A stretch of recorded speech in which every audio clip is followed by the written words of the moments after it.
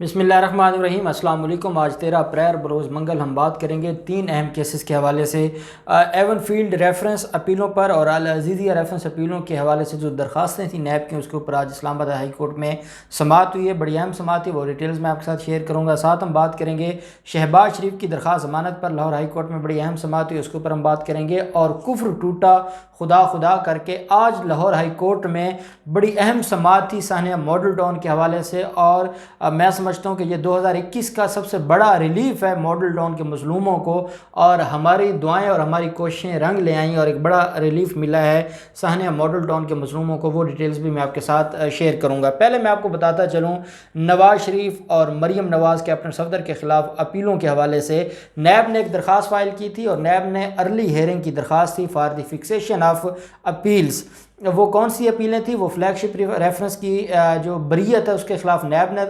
Appeal file کی ہوئی تھی۔ اس کے علاوہ جو دونوں ریفرنسز تھے، العزیزیہ ریفرنس اور ایون فیلڈ ریفرنس میں نیب نے اپیلیں کی ہوئی تھیں کہ سزا بڑھائی جائے، مجرمان نے اپیلیں کی ہوئی تھیں کہ سزا ختم کی جائے۔ ان اپیلوں کو فکس کروانے کے لیے 9 دسمبر 2020 کے بعد وہ دوبارہ سماعت نہیں ہوئی تھی۔ آج اس کیس کے اوپر کیونکہ رپورٹ مانگی گئی تھی، جو آنریبل بینچ تھا اس کی طرف سے رجسٹرار ہائی کورٹ سے، اسلام آباد ہائی کورٹ سے، کہ رپورٹ دیں کہ جو کرمنل اپیلیں ہیں ان کا کیا شیڈول ہے اور وہ کب تک فکس ہوں گی۔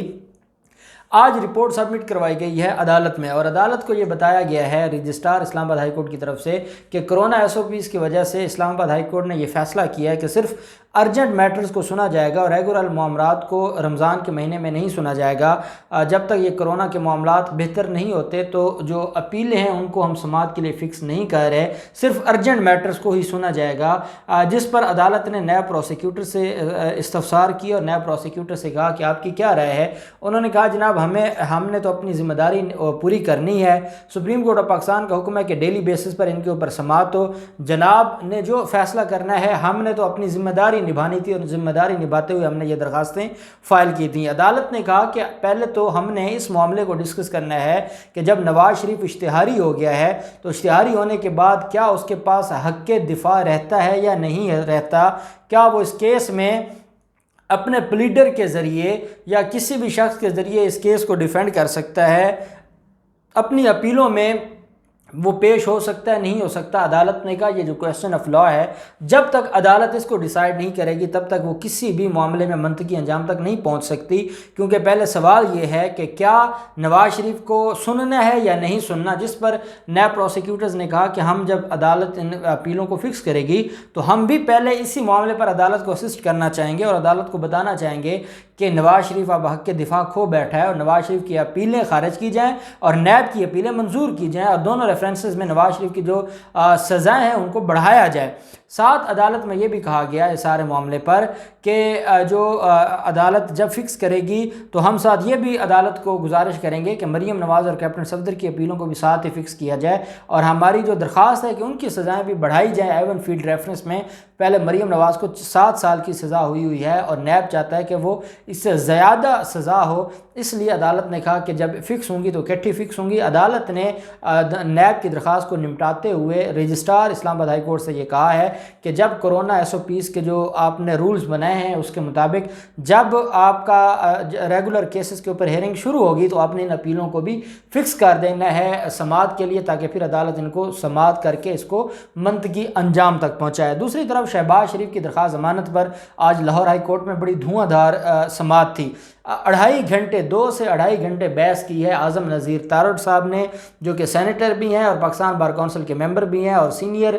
وکیل ہیں، پاکستان مسلم لیگ نون کی وکلا ٹیم کے وہ سینئر ممبر ہیں۔ انہوں نے آج حق ادا کیا ہے اس سیٹ کا جو ان کو سینیٹر کی سیٹ دی گئی ہے۔ 2 سے 2.5 گھنٹے کی یہ بحث تھی، اور اس کیس میں جسٹس سرفراز ڈوگر صاحب کی سربراہی میں یہ 2 رکنی بینچ تھا۔ جسٹس اسجد جاوید گھرال صاحب، یہ وہ 2 رکنی بینچ ہے جنہوں نے مریم نواز کے حوالے سے یہ ڈائریکشن دی ہے نیب کو کہ 10 دن پہلے آپ نے بتانا ہے کہ اس کو گرفتار کرنے سے پہلے، اور یہی وہ آنریبل بینچ ہے جس نے حمزہ شہباز کی اسی کیس میں آمدن سے زیادہ اثاثہ جات کیس میں درخواست ضمانت منظور کی ہے۔ یہ الگ بات کہ حمزہ شہباز کی پہلے درخواست یہاں سے خارج ہو چکی تھی، پھر سپریم کورٹ سے واپس لے لی اور پھر ایک نئی گراؤنڈ پر یہاں سے ان کی ضمانت ہوئی۔ آج جب امجد پرویز صاحب عدالت میں موجود نہیں تھے، ان کا کرونا کی وجہ سے وہ عدالت میں نہیں آ رہے، اور اعظم نذیر ترار صاحب عدالت میں پیش ہوئے، انہوں نے بحث کی ہے، اور فیصل رضا بخاری صاحب جو کہ پروسیکیوٹر تھے نیب کے، وہ ریپرزینٹ کر رہے تھے نیب کو، اور عطا تارڑ آئے ہوا تھا جو ڈپٹی سیکرٹری جنرل ہے پاکستان مسلم لیگ نون کا، عطا تارڑ، وہ بھی عدالت میں موجود تھے۔ عدالت میں جب سماعت ہوئی، وہ 2 سے 2.5 گھنٹے کی سماعت میں سے میں آپ کو 2 سے 2.5 منٹ میں اس کا جو کرکس ہے وہ میں آپ کو بتا دیتا ہوں۔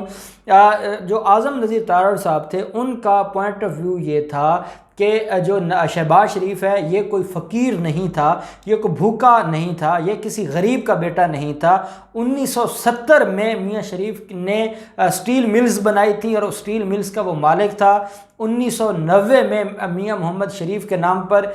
3 سے 4 انڈسٹریز تھیں۔ یہ جو نیب کہتا ہے کہ 1990 سے لے کر 2018 تک ان کے اثاثے زیرو تھے، اور زیرو سے یہ کھربوں پتی کیسے بنے، یہ ان کی جو پوائنٹ آف ویو ہے یا جو ان کا ایلیگیشن ہے وہ غلط ہے۔ یہ پہلے سے ہی جاگیردار تھے۔ 1970 سے ان کی جو انڈسٹریز تھیں، اس وقت ان کی سٹیل مل تھی، اور بعد میں 1990 کی دہائی میں انہوں نے کافی جو ہے وہ انڈسٹریز بنائی تھیں اور شوگر ملیں بنائی تھیں۔ تو ایک تو یہ ان کا پوائنٹ آف ویو تھا کہ یہ بھوکے نہیں تھے، یہ فقیر نہیں تھے، یہ غریب غربا نہیں تھے، بلکہ یہ شروع سے ہی جاگیردار تھے، اور اب جو ان کے اثاثے ہیں وہ اسی بزنس سے آئے ہیں۔ پہلا یہ پوائنٹ تھا، اس پر ڈیٹیل انہوں نے بات کی۔ دوسرا پوائنٹ یہ تھا کہ جو اگر کوئی بے ضابطگیاں ہوتی رہی ہیں یا کوئی ٹرانزیکشن ہوتی رہی ہے ان کے بچوں کے اکاؤنٹ سے، وہ چاہے وہ جویریہ علی کے اکاؤنٹ سے ہوئی ہو، رابعہ عمران کے اکاؤنٹ سے ہوئی ہو، سلمان شہباز یا حمزہ شہباز یا نصرت شہباز کے اکاؤنٹ سے ہوئی ہو، تو اس میں اس کا کیا قصور ہے؟ اس کے خلاف تو ایلیگیشن نہیں ہے۔ آپ نے پوچھنا ہے، چاہے جہاں آپ پوچھیں حمزہ شہباز کو، آپ سلمان شہباز کو پوچھیں، آپ نصرت شہباز کو پوچھیں۔ اب یہ جو معاملہ ہے یہ ان کے ذمہ کیسے آ سکتا ہے؟ ہاں، انہوں نے گفٹ لیے ہیں، ان کی ایک بیٹی نے 5 کروڑ گفٹ ان کو دی ہے، دوسری بیٹی نے بھی 5 کروڑ گفٹ ان کے اکاؤنٹ میں آیا۔ عدالت نے کہا بھی یہ کون سے گفٹ ہیں، اور وہ بیٹیاں کون سا ایسا کاروبار کرتی تھیں کہ ان کے اکاؤنٹ سے ان کو جو ہے وہ گفٹ آئے ہیں؟ عدالت میں اس کا جواب نہیں تھا، اور وہ یہ عدالت کو بتانا چاہتے تھے اور یہ قائل کرنا چاہتے تھے کہ جناب جو شہباز شریف ہے ان کے خلاف ایلیگیشن نہیں ہے، ایلیگیشن ان کی بیوی اور بچوں کے نام ہے، تو آپ جائیں بیوی اور بچوں سے پوچھیں، شہباز شریف بری ذمہ ہے۔ یہ ان کا دوسرا مین پوائنٹ تھا، اور اس کے اوپر بھی انہوں نے کافی ڈیٹیل بحث کی ہے۔ اور تیسرا پوائنٹ کیا تھا کہ جی وہ کینسر کے مریض ہیں، 70 سال کا وہ بیمار شخص ہے، اگر 1 سال تک ٹرائل کمپلیٹ نہیں ہوتا تو کیا 1 سال وہ جیل میں سڑے گا؟ اور اگر اس کو ٹرائل میں بری کر دیا جاتا ہے تو یہ جو 1 سال وہ جیل میں سڑے گا اس کا خمیازہ کون بھگتے گا؟ یہ ایک تھا۔ اب وہ 70 سال کا بزرگ نہ صرف کینسر باقی بیماریوں کے ساتھ بھی وہ وزیر اعظم بننے کو تیار ہے، وہ اس وقت نیشنل اسمبلی کا اپوزیشن لیڈر ہے، اس کی نہ 70 سال ان کو یاد آتا ہے نہ کینسر کی بیماری یاد آتی ہے، وہ جلسے جلوسوں کے لیے بالکل ٹھیک ہے، جیل میں جانے کے لیے وہ 70 سال کا بیمار ہے اور وہ کینسر کا مریض ہے۔ یہ پوائنٹ آف ویو تھا شہباز شریف کے وکلاء کا۔ خیر، جب ان کی 2 سے 2.5 گھنٹے کی بحث مکمل ہوئی، جب نیب کے وکیل سے عدالت نے کہا کہ آپ اس معاملے میں اسسٹ کریں، تو انہوں نے کہا جناب بہت ٹائم ہو گیا ہے اور ہم فریش ہو کر اس کیس میں، کیونکہ بہت بڑا ریفرنس ہے، ہمیں ٹائم دیا جائے۔ عدالت نے اس کیس کی سماعت صبح کے لیے 14 اپریل کے لیے دوبارہ فکس کی ہے۔ کل شہباز شریف کے خلاف نیب اپنی بحث کمپلیٹ کرے گا اور جو ملزم ہے اس کی یا درخواست ضمانت منظور ہوگی یا درخواست ان کی خارج ہوگی۔ یہ سارے کا سارا معاملہ اس کے اوپر کل مزید ڈیٹیلز پتہ چلیں گی۔ ماڈل ٹاؤن کیس کے حوالے سے جو مدعی ہیں مستغیث ہیں جواد حامد، جو کہ ایڈمن ہے، جو سیکریٹریٹ ہے پاکستان عوامی تحریک کا یا منہاج القرآن کا، اس کے ایڈمن ہیں، اور ان کی مدعیت میں FIR درج ہوئی تھی، اور جو استغاثہ ہے اس میں بھی جواد حامد بنام نواز شریف وغیرہ وغیرہ یہ استغاثے کا ٹائٹل ہے۔ انہوں نے ایک درخواست فائل کی ہوئی تھی کہ ایک پہلی JIT تھی، اس کی رپورٹ بھی ہمیں نہیں دی گئی جو شہباز شریف نے بنائی تھی، اور دوسری JIT تھی جو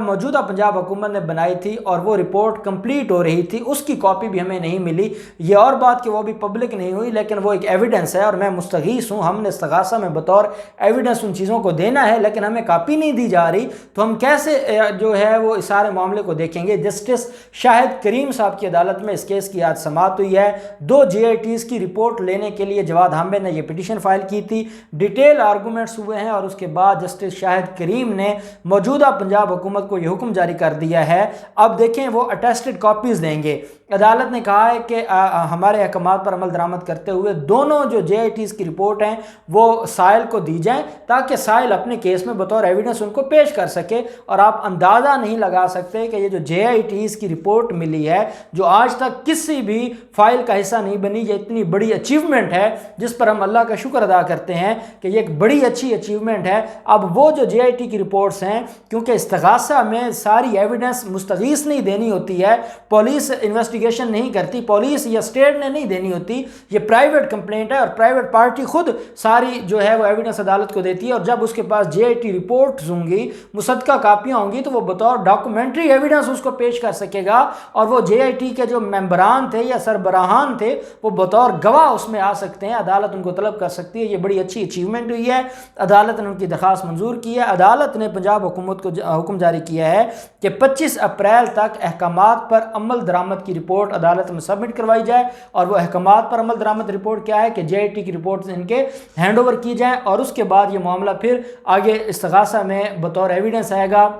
میں سمجھتا ہوں لاہور ہائی کورٹ کا یہ بڑا خوش آئند فیصلہ ہے اور قاتلوں کے لیے بڑی پریشانی ہے، اور ہو سکتا ہے کہ وہ اس معاملے کو انٹرا کورٹ اپیل میں چیلنج کریں۔ اب دیکھتے ہیں معاملہ کہاں جاتا ہے، جو بھی ڈیٹیلز ہوں گی ہم آپ کے ساتھ شیئر کرتے رہیں گے۔ اللہ پاک پاکستان کامیاب و ناصر ہو۔ بہت شکریہ۔ اللہ حافظ۔ پاکستان زندہ باد۔